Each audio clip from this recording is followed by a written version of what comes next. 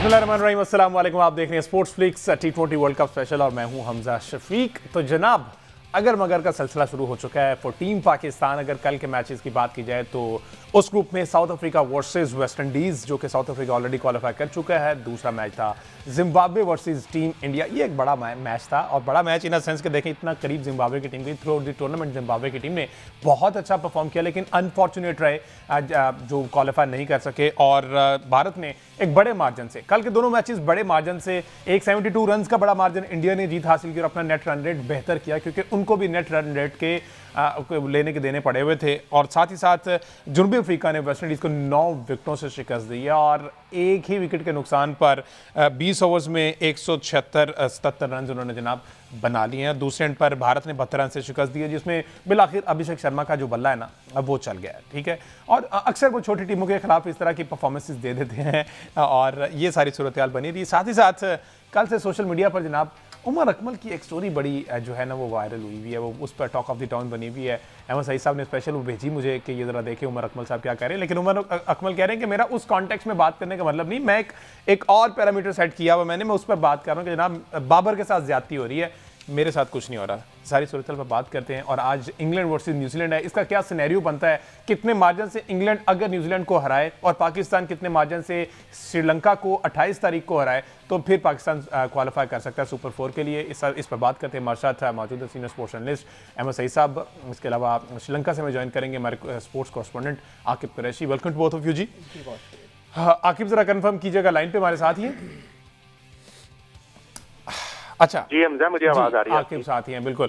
आकिब, पहले तो ये बताइएगा, 2 दिन आराम किया, कल भी हमने बात की कि बड़े बड़े मैचेस पाकिस्तान क्रिकेट टीम ने जीते हैं, ठीक है, न्यूजीलैंड इंग्लैंड सबके खिलाफ जीत के फिर 2 दिन तसल्ली से आराम किया है। अब कुछ थकावट उतरी है पाकिस्तान क्रिकेट टीम की? कोई उन्होंने रुख किया है, मुंह किया है ग्राउंड की तरफ, या अभी भी कमरों में जनाब रेस्ट कर रहे हैं? देखिए हमजा, अभी इस वक्त तो जो है मैं पालेकिले स्टेडियम में मौजूद हूँ, और इस वक्त श्रीलंकन टीम की प्रैक्टिस जारी है। जो ऑफिशियल शेड्यूल था वो पाकिस्तान टीम जो है शाम को 6 बजे आज प्रैक्टिस करेगी पालेकिले में, और जो उसके बाद जो है प्री मैच प्रेस कॉन्फ्रेंस होगी। लेकिन इस वक्त श्रीलंकन टीम जो है प्रैक्टिस कर रही है, और जो मुझे श्रीलंकन टीम की इस वक्त जो बॉडी लैंग्वेज है वो तो इंतहाई एक शिकस्त खुर्दा टीम होती है, जिनका खेलने का बिल्कुल दिल नहीं करता, उस तरह की बॉडी लैंग्वेज लग रही है। और मुझे लगता है कि शाम को जो 6 बजे मैं लड़कों को देखूंगा, अपने सुपरस्टार्स को देखूंगा, जिन्होंने हमें बड़ी खुशी दी है, तो आपका दिल वहां भी टूट जाएगा बड़े अच्छे मार्जिन कि दिल लेना तो भी नहीं करता। तो उनका भी जो है मामला कुछ ऐसा ही लग रहा है, क्योंकि कल तमाम लड़के जो है वो जराये से पता किया कि हमने का चैलेंज पता तो करें कि 2 दिन आराम, 48 घंटे आराम बड़ा ज्यादा होता है। तो कल पता चला जी उन्होंने ना जिम सेशन किया, ना वो स्विमिंग पूल में गए अपने होटल में जो कैंडी में रह रहे हैं, जहाँ पे तमाम लड़के अपने अपने कमरों में रहे हैं, और तमाम लड़कों ने रोजा भी रखा है। तो रोजा उन्होंने बाकायदा अंदर नमाज पढ़ी है, फिर अफ्तारी उन्होंने सारों ने इकट्ठे की है। अफ्तारी जो पहला दिन था, जो पाकिस्तान मैच हारा था जिस दिन इंग्लैंड से, उससे अगले दिन जो है अफ्तारी जो है वो तमाम खिलाड़ियों ने अपने अपने कमरों में की थी। लेकिन कल के दिन तमाम खिलाड़ियों ने इकट्ठे अफ्तारी की है। तीसरा फ्लोर जो था वो होटल का, वो पाकिस्तान टीम के लिए स्पेसिफाई था, वहां पर पाकिस्तान टीम के लड़कों ने जो है वो अफ्तारी की है। अब आज पाकिस्तान की टीम प्रैक्टिस करेगी, लेकिन बड़ा मजेदार सीन होगा, क्योंकि जिस वक्त पाकिस्तान की टीम प्रैक्टिस कर रही होगी उसी वक्त कोलंबो में, यहाँ से तकरीबन 163 किलोमीटर दूर है कैंडी से कोलंबो, 163 किलोमीटर दूर कोलंबो में जो मैच चल रहा होगा, वहां पर ना इंग्लैंड की नजरें होंगी ना न्यूजीलैंड की नजरें होंगी, तो तमाम पाकिस्तानी लड़कों की वहां पर नजरें होंगी कि वहां पर क्या चल रहा है। और पाकिस्तान की प्रैक्टिस के दौरान ही ये पता चल जाएगा कि कल का मैच पाकिस्तान के लिए डेड रबर है या डू और डाई बन जाएगा, क्योंकि पाकिस्तान को दोनों मैचेस में मिला के अगर हम इंग्लैंड और न्यूजीलैंड वाला मैच मिलाएं और पाकिस्तान की जीत का माध्यम लाएं, तो कम से कम 70 रन चाहिए रन रेट को बेहतर करने के लिए। और उसमें सिनेरियो ये है कि इंग्लैंड न्यूजीलैंड को हराए तकरीबन 33 रन से, फिर पाकिस्तान जो है वो श्रीलंका को 33 रन से हराए, तो आज फिर सिचुएशन क्लियर हो जाएगी। और ज्यादा अच्छी बात यह है कि खिलाड़ी जब प्रैक्टिस कर रहे होंगे तो उसके दौरान ही उनको सिचुएशन क्लियर हो जाएगी, अदरवाइज उनको टीवी पर अपने होटल में बैठ के टीवी पर जो है वो मैच देखते हुए नहीं पता चलेगा। उनको होटल में जब यह प्रैक्टिस कर रहे होंगे स्टेडियम में, तभी उनको पता चल जाएगा। और तो ऑब्वियसली एक तो ये पाकिस्तान ने जो सारी सिचुएशन क्रिएट की है, ये हमेशा से खुद क्रिएट की है, जो किसी का हम जिम्मेदार नहीं ठहरा सकते, ना बारिश को जिम्मेदार ठहरा सकते हैं, ना न्यूजीलैंड को, ना इंग्लैंड को। तो ये जो सिचुएशन क्रिएट की है पाकिस्तान ने हमेशा अपने लिए है, लेकिन बहुत मुश्किल चांस है बहुत ज्यादा मुश्किल चांस है और इम्कान जाहिर यही किया जा रहा है कि पाकिस्तान की टीम कल जब अपना मैच खेलेगी तो कैंडी से डायरेक्ट कोलंबो एयरपोर्ट जाएगी, क्योंकि कोलंबो में पाकिस्तान क्रिकेट टीम की कल के बाद रिजर्वेशन नहीं है, जो हमने पता करवाया है। जो जिस होटल में वो रह रहे हैं वहां पर रिजर्वेशन नहीं है। इसका मतलब पाकिस्तान टीम अगर तो सेमीफाइनल की दौड़ से बाहर हो जाती है तो पाकिस्तान की टीम अपना मैच खेल के कैंडी से डायरेक्ट कोलंबो एयरपोर्ट जाएगी और कोलंबो एयरपोर्ट से फिर पाकिस्तान अपने घर को अपने रवाना होगी। और हम पूरा जो रोड मैप बना वो भी आकिब कुरैशी ने बता दिया था। अहमद सही साहब 33 नंबर है, वही पासिंग मार्क्स है, दोनों एंड से 33 चाहिए। क्या ख्याल है, हो सकता है 33 नंबर? वैसे कुछ ज़्यादा मुश्किल नहीं है। जिस तरह साकिब ने बताया कि बड़े शिकस्त खुर्दा से हुए हैं श्रीलंकन, और शायद वो हमारी फेवर में रहें कि चलें आप मैच जीजें, हम तो बाहर हो ही गए हैं। उधर से इंग्लैंड न्यूजीलैंड वाला मैच है ना, वो खासा मुश्किल होगा। देखें, बहुत अनफॉर्चुनेट है कि पाकिस्तान में इस वक्त ये डिबेट हो रही है, और ये हमेशा ही हर इवेंट के अंदर, हर बड़े इवेंट के अंदर ये डिबेट भी चलती है, और पाकिस्तानी क्रिकेट में जो है वो अपनी नहज को बदलने के लिए तैयार नहीं है। पाकिस्तानी क्रिकेट भी वहीं पर खड़ी हुई है। तो मेरा ये ख्याल है कि हमें जो एक फैक्चुअल बात है वो करनी चाहिए, और फैक्चुअल बात यह है कि हम वर्ल्ड क्लास टीमों से जो है वो बहुत तवील फासले पर हैं, हम उनसे बहुत दूर हैं। जब भी किसी वर्ल्ड क्लास टीम से हमारा सामना होता है, हमारी जो टैक्टिकल कैपेबिलिटीज़ हैं उनमें भी कमी नज़र आती है, और जब भी हमारा उन सामना होता है हमें बस ये नज़र आता है कि हमारे यहाँ शोर बहुत ज़्यादा है इन स्ट्राइक रेट का और मॉडर्न डे क्रिकेट का और इंटेंट का। हमें पता नहीं है कि वो होता क्या है।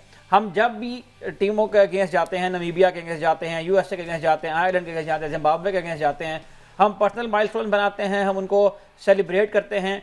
और अभी जब हम मैच हारे हैं इंग्लैंड की टीम के खिलाफ, तो इंग्लैंड की टीम से मैच हारने के बाद जो पीसीबी की जानिब से पहली अपडेट आई थी वो ये आई थी कि मोहम्मद नवाज की 100 विकेटें पूरी हो गई हैं T20 क्रिकेट के अंदर। तो पाकिस्तान क्रिकेट का तो ये हाल है, और जब ये वाला माइंडसेट हो, ये वाली मेंटालिटी हो, तो फिर ये डिस्कस नहीं किया जाता कि पाकिस्तान टीम की टैक्टिक्स क्या होंगे। फिर ये डिस्कस होना है कि टीम इस वक्त यहाँ पे अफ्तारी कर रही है, कल इनके जो है वो रवानगी है, ये कोलंबो से वहाँ रवाना हो जाएंगे, और ये टीम जो है गई क्रिकेट खेल। तो क्रिकेट के अलावा इनके अराउंड हर चीज़ डिस्कस हो रही है।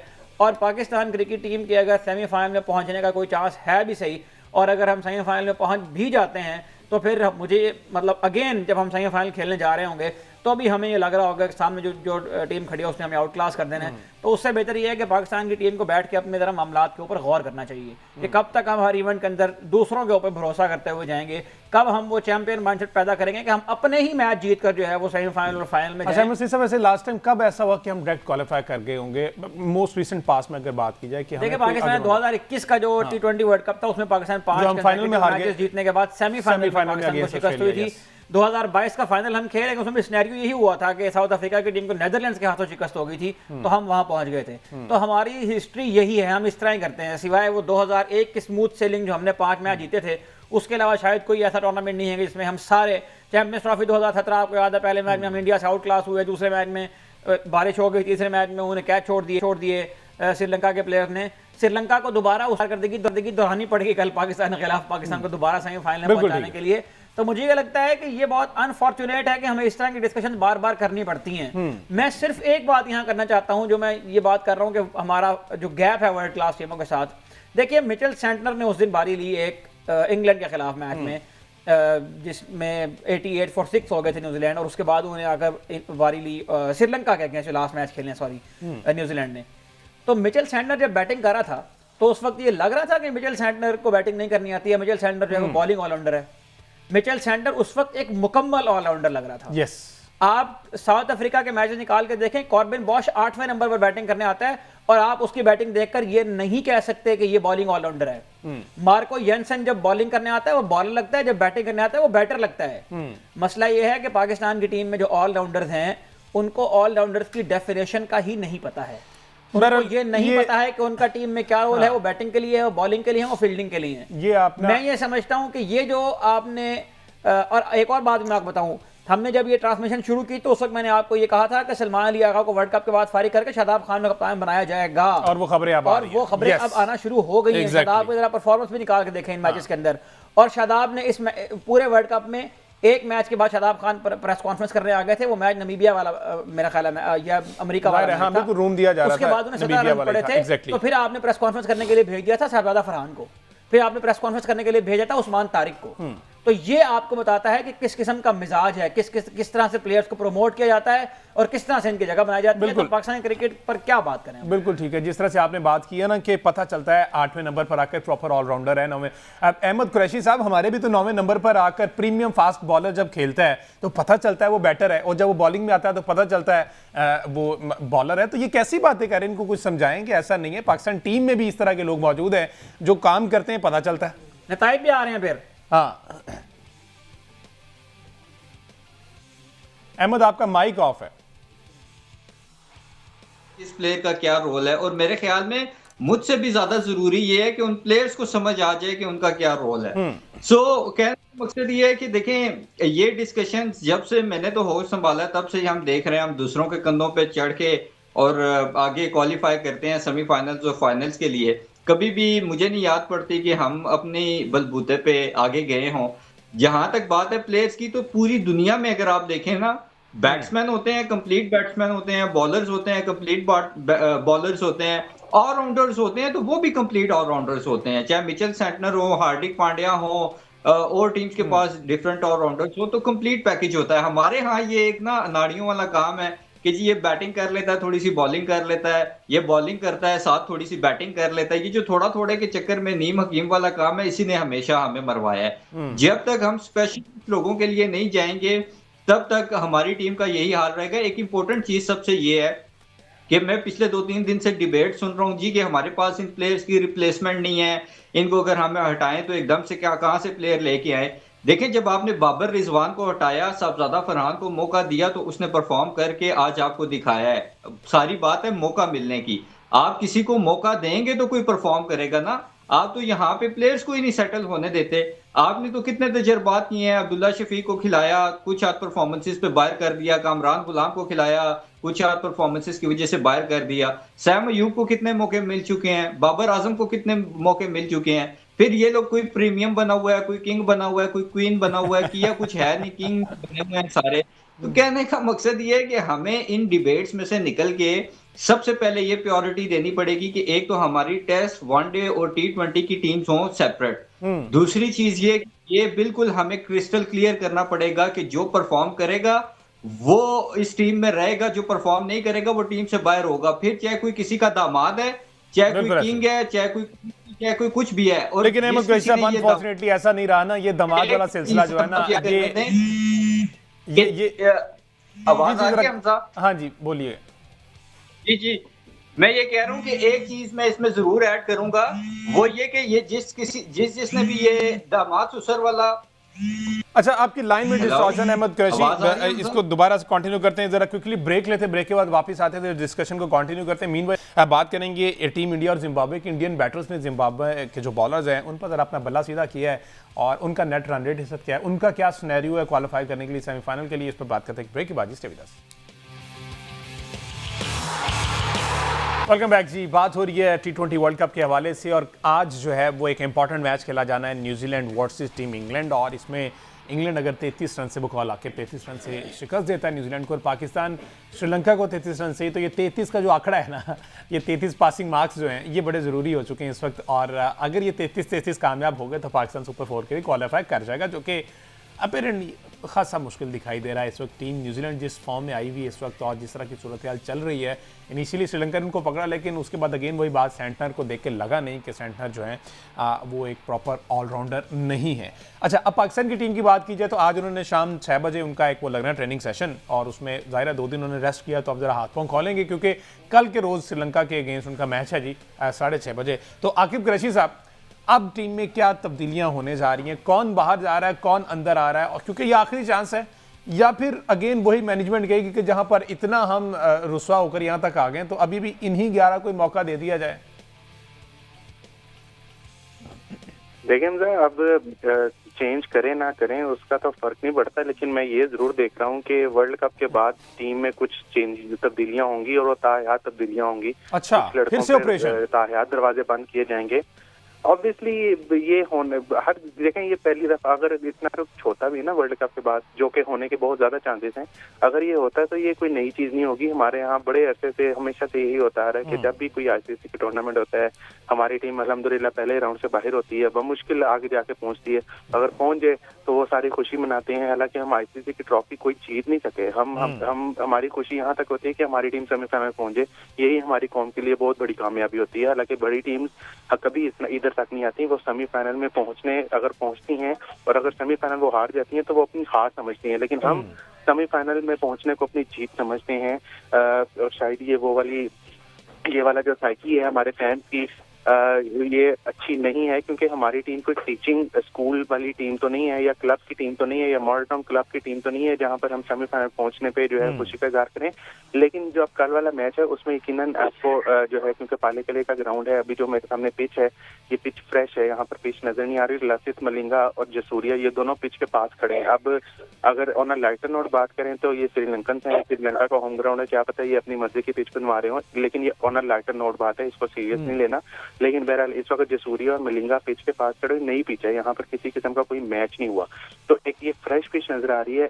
बजाहिर यहाँ से तो जब हम मीडिया बॉक्स से बैठ कर देख रहे हैं, लग रहा है कि हाई स्कोरिंग मैच होगा, क्योंकि दोनों पाले किले का ग्राउंड अमूमन जो है यहाँ पर रन जो है वो बनते हैं, साथ बॉलर्स को भी आपको सपोर्ट मिलती है। लास्ट मैच में हमने देखा, क्योंकि डे नाइट मैच था, वहां पर हमने देखा जोफ्रा आर्चर का बॉल बहुत ज्यादा सीम कर रहा था, जेमी ओवर्टन का बॉल सीम कर रहा था, शाहीन शाह अफरीदी ने जो पहले ओवर करवाया उसमें बॉल काफी सीम कर रहा था। तो यहाँ पर पहले बॉलिंग करने वाले को मुझे लगता है कि थोड़ा सा एज हो जाएगा, क्योंकि एक तो ये सारा माउंटेन वाला एरिया है, यहाँ पर ड्यू भी पड़ती है, क्योंकि अभी फिलहाल मौसम जो है वो ओवरकास्ट है, धूप नहीं निकली आज, तो आज ड्यू के चांसेस बहुत कम है। लेकिन अमूमन यहाँ पर पिछले हम 3 दिनों से देख रहे हैं यहाँ पर तेज धूप निकली होती है, तो उसके हिसाब से ही पाकिस्तान की टीम जो है वो मैनेजमेंट प्लेइंग 11 बनाएगी। लेकिन मुझे लगता है कि ख्वाजा नाफे को चांस दिया जाएगा, नसीम शाह को चांस दिया जाएगा, इन दोनों को चांस लाजमी दिया जाएगा। फिर देखें, नसीम शाह को चांस देना बनता भी है, अगर उनको बगैर खिलाए लाहौर वापस ले जाएंगे तो फिर उंगलियां तो उठेंगे, तो नसीम शाह को लेके क्यों गए थे, या तो उसने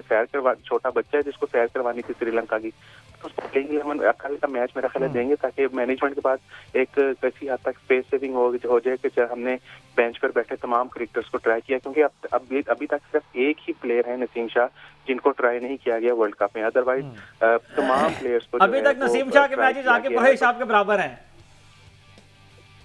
ना वो खेले ना वो खेले। क्या कह रहे हैं? मैंने कहा अभी तक नसीम शाह के मैचेस आपके मैचेस के बराबर हैं, आप दोनों श्रीलंका में हैं। बहरहाल जी जी बिल्कुल लेट्स सी जी इसमें कोई तब्दीली आती कि नहीं। अहमद कुरैशी साहब, जिस तरह से अभी आकिब ने कहा कि हो सकता है कि नसीम शाह को चांस दे दिया जाए, और ये विकेट बिल्कुल पिच जो है वो बिल्कुल न्यू है, इस पर पहले मैच नहीं हो सका, तो इसको जाहिर है मुआयना करके, जैसे शाहीन अफरीदी लास्ट मैच में नहीं खेलने वाले थे, लेकिन ऑन डे आके जब देखा, बड़ी बात है, इन्होंने सिचुएशन के अकॉर्डिंग फैसला किया और शाहीन ने 3 आउट किए, मैं सही साहब या 4? 3 आउट उन्होंने कर दिए थे, 3 चाहे जो भी थी, लेकिन 3 आउट किए तो सही। अब नसीम शाह की एंट्री की बात हो रही है, ये आप समझते हैं ठीक फैसला होगा? देखें, अब नसीम शाह तो क्या मैं कहता हूं कि खुद भी अगर मैनेजमेंट के लोग खेल लें तो कोई फर्क नहीं पड़ता, बस खानापुरी के लिए रह गया लास्ट। क्यों खानापुरी? 33 नंबर है सारे अहमद, 33 नंबर है, कोई मुश्किल काम नहीं है। देखें, 33 नंबर भी वो ले सकते हैं ना जो जिनकी पहली बार सप्ली आई हो, जो हर बार सप्ली लेते हो उनके लिए 33 नंबर लेना बड़ा मुश्किल काम होता है। बहरहाल एक पॉइंट में जो डिस्कशन कर रहे थे हम पहले, उसका रह गया था, वो ये कि देखें, ये जो पाकिस्तान क्रिकेट टीम है ना, ये पूरे पाकिस्तान की टीम है, किसी की जाती जागीर नहीं है। तो ये जो एक हमारे यहाँ ट्रेंड चला हुआ है दामाद सुसर वाला ना, कि सब इस तरह के खेल खेल रहे हैं, तो जिसको शौक है दामाद सुसर का खेल खेलने का, वो अपनी ससुराल प्रीमियर लीग कराए, उसमें खुद मेंटोर लग जाए और अपने दामादों को खिलाता रहे। पाकिस्तान क्रिकेट टीम का सत्यानाश काइंडली कोई ना करे। बाकी अब ये जो 33 नंबर हैं, जुमा पड़ा है, मैंने भी, आप लोग भी और अवाम भी हमारी दुआ करे कि इन 33 नंबरों से हम पास हो जाएं, एटलीस्ट हम आगे सेमीफाइनल और फिर फाइनल के लिए चले जाएं। उम्मीद रख सकते हैं और अल्लाह पे यकीन रख सकते हैं। बाकी देखें, इनको खेलना भी तो पड़ेगा। आप अगर कॉम्पिटिटिव क्रिकेट नहीं खेलेंगे, अहमद सईद साहब की मैं बात से बिल्कुल एग्री करता हूं, मुझे शुरू में एक बात कर रहे थे कि आप अगर दुनिया की एसोसिएट नेशंस का स्टैंडर्ड ऑफ क्रिकेट देखें तो उसका ग्राफ कहां से कहां पहुंच गया है, और आप अपनी टीम का अगर स्टैंडर्ड ऑफ क्रिकेट देखें तो वो तो मतलब बिल्कुल मैं समझता हूं कि एसोसिएट नेशन से भी नीचे चला गया है। तो हमें इसके ऊपर बड़ा सीरियसली सोचना पड़ेगा। अब हमें कोई लॉलीपॉप नहीं चाहिए कि जी सर्जरी होगी, ये होगा, वो होगा। बहुत हमने बातें सुन ली हैं, बहुत बयानात सुन लिए हैं, दावे सुन लिए हैं। अब